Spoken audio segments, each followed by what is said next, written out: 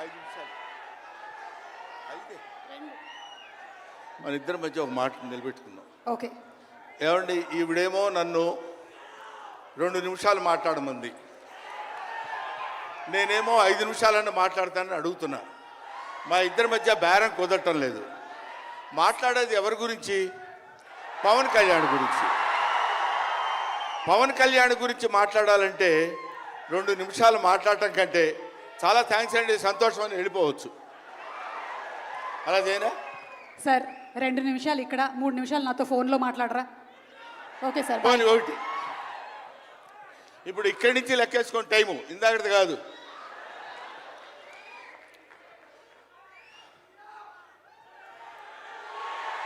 ఇక్కడ వాళ్ళు అలాగే అంటారు కానీ నేను 15 నిమిషాలు తీసుకుంటా టైం. నా సంగతి నాకు తెలుసు. పవన్ కళ్యాణ్ గారి గురించి నేను ప్రత్యేకంగా చెప్పాల్సిన అవసరం లేదు. ఆయన మానవత్వం పరిమళించిన మంచి మనిషి. ఎంత గొప్పవాడంటే చాలా గొప్పవాడు అని చెప్పడానికి మాత్రమే మనకు చేతనవుతుంది. చిన్నప్పటి నుంచి ఆయన 17వ సంవత్సరం నుంచి నేను చూస్తున్నటువంటి వ్యక్తిగా నాకు తెలుసు. అప్పటి నుంచి ఇప్పటి వరకు ఏదో ఏదో ఏదో చెయ్యాలి అనేటువంటి తపనతోటి సమాజానికి ఏదో ఉపయోగపడాలి, I want to do something for the society sir అని చెప్పినప్పటి నుంచి ఇప్పటి వరకు నాకు తెలుసు. అప్పటి నుంచి ఇప్పటి వరకు ఎదురు లేకుండా తనంతట తను వేసుకున్నటువంటి బాటలో నడుస్తూ వెళ్ళాడు తప్ప ఎవరి బాటలో నడిచి వెళ్ళలేదు పవన్ కళ్యాణ్. మైండ్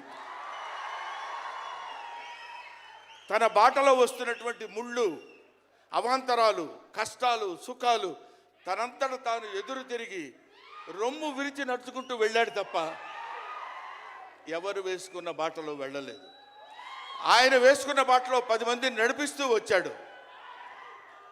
ఒక్క మాటలో చెప్పాలంటే ఆయన ఒక స్వయం శిల్పి, తన్ను తాను చెక్కుకున్నటువంటి శిల్పి. హీస్ ఎఫర్ట్ పెట్టి కష్టపడి పైకి వచ్చిన వ్యక్తి కాదు, హీస్ డెస్టినేషన్. నాకు తెలిసి ఆయన జీవితం ఒక అద్భుతమైనటువంటి సౌందర్యవంతంగా కళాకృతిగా తీర్చిదిద్దినటువంటి వ్యక్తి.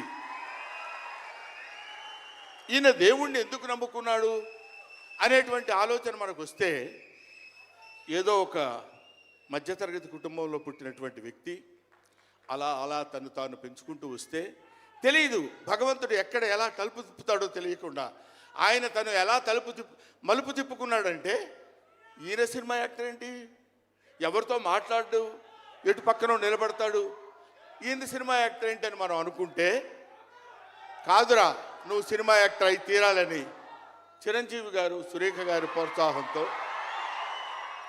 అక్కడ అమ్మాయి ఇక్కడ అబ్బాయి అనే సినిమాలో యాక్ట్ చేశాడు. పోనీ యాక్ట్ చేశాడు, అలా అయిపోయింది. అయిపోయిన తర్వాత అంతటితో ఆగాడా? మళ్ళీ ఎందుకు తిరిగాడో ఈ పొలిటికల్ లైన్లో తిరిగాడు. ఇది ఆయన చేసుకుంది కాదు, ఇది ఒక డెస్టినీ ఆయన నడిపిస్తుంది. అలా తిరిగి తిరిగి తిరిగి లేచిన కెరటం గొప్పది కాదు, పడి లేచిన కెరటం గొప్పది. ఎంతమంది ఎన్నైనా అనుకోనివ్వండి, సముద్రం అంతా ఒకసారి ఎదురొచ్చి గుండెల మీద కొట్టినా సరే స్ట్రైట్గా నిలబడి చెప్పగలిగినటువంటి ఏకైక వ్యక్తి మా పవన్ కళ్యాణ్. ఆ రాయి అలా నిలబడి ఉంటుందంటే సముద్రం వచ్చి గుద్దుకొని వెనక్కి వెళ్ళిపోవాలి తప్ప అది కదలదు. అది ఆయన గొప్పతనం కాదు, దిస్ ఈజ్ ఆల్సో డెస్టినీ. ఆయన అలా రుచించబడ్డా అటువంటి వ్యక్తి ఇన్ని అవమానాలు, ఇన్ని భయంకరమైన సిచ్యువేషన్ అంతా తిరగబడి ఈయన మినిస్టరా, ఈయన డిప్యూటీ సీఎమ్మా, ఇది ఆయన గొప్పతనం కాదు. This is also destiny. ఇదంతా ఆయన నమ్ముకున్నటువంటి పరమేశ్వరుడు లిఖించినటువంటి ఒక అద్భుతమైనటువంటి సిచ్యువేషన్ అయింది. అందువల్ల పవన్ కళ్యాణ్ గారు బతుకు మీది, చావు మీది, బతుకంతా దేశానిది. అంతే, పుట్టుక మీది, చావు మీది, ఈ రెండే మీవి. అలాగా తన ఎందుకండి ఆయనకి మేము ఎన్నోసార్లు చెప్పాం, మమ్మల్ని మామూలుగా నేను పెద్దవాడిని కాబట్టి డైరెక్ట్గా తిట్టలేక చిన్న మందలింపించినది. ఎందుకంటే మనకి ఆ రాజకీయాలండి ఎందుకంటే నో, ఎప్పుడైతే మూర్ఖత్వం అనే పదం మనం వాడతాం, కానీ మూర్ఖత్వానికి ఇంకో పదం ఏంటంటే పట్టుదల. పట్టుదల ఉంటే ఏదైనా చేయగలం. నువ్వు నా దగ్గరికి రావద్దు సుమా, వెళ్ళు. పట్టుదల ఉంటే మనం ఏమైనా చేయగలం అని చెప్పడానికి మహానుభావులు ఎంతో మంది పట్టుదలతో పుట్టారు, పెరిగారు. ఒక లాల్ బహదూర్ శాస్త్రి పట్టుదల, ఎడం చేత్తో కుడి చేత్తో పుస్తకాలు పట్టుకొని ఎడని చేత్తో గంగానది ఈదుకుంటూ వెళ్ళి చదువుకున్నటువంటి దాదాసాహెబ్ ఫాల్కే అంబేద్కర్. ఆయన పట్టుదల.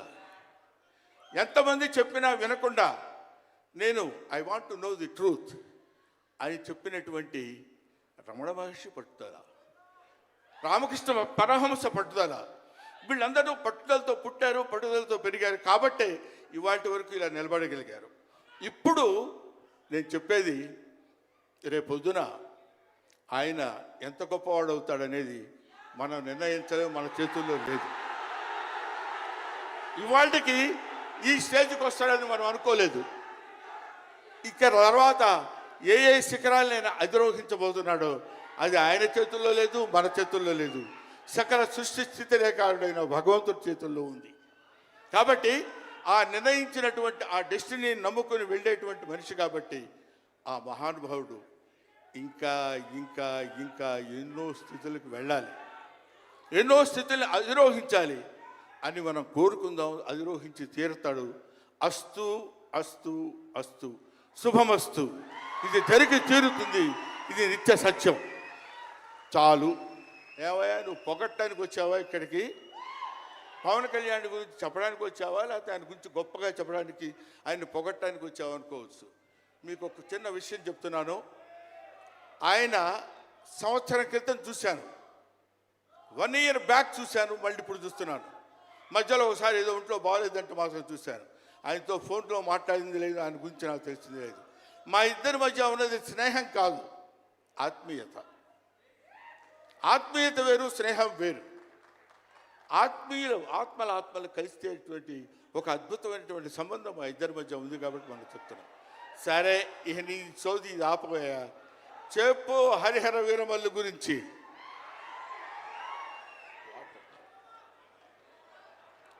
హరిహర వీరమల్లు ఇందాక తమ్ముడు భరణి చెప్పినట్టు,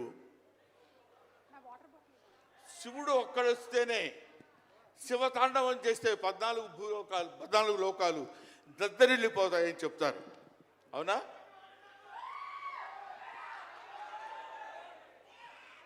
శివుడు త్రిశూలం పట్టుకొని తాండవం చేస్తే గడగడ గడగడగడ భూలోకం అంతా ఉణికిపోతుంది. అటువంటి శివుడు వస్తున్నాడు. విష్ణుమూర్తి సుదర్శనాన్ని వదిలితే ఎంతోమంది శిశుపాలు నుండి సంహరించగలిగిన శక్తి ఉంది అతనికి. ఒకడు హరుడు, ఒకడు హరి. విష్ణుమూర్తి, శివుడు వీళ్ళిద్దరూ కలిసి వస్తున్నాడు. హరిహర వీరమల్లు పేరుతో వచ్చినటువంటి హరిహర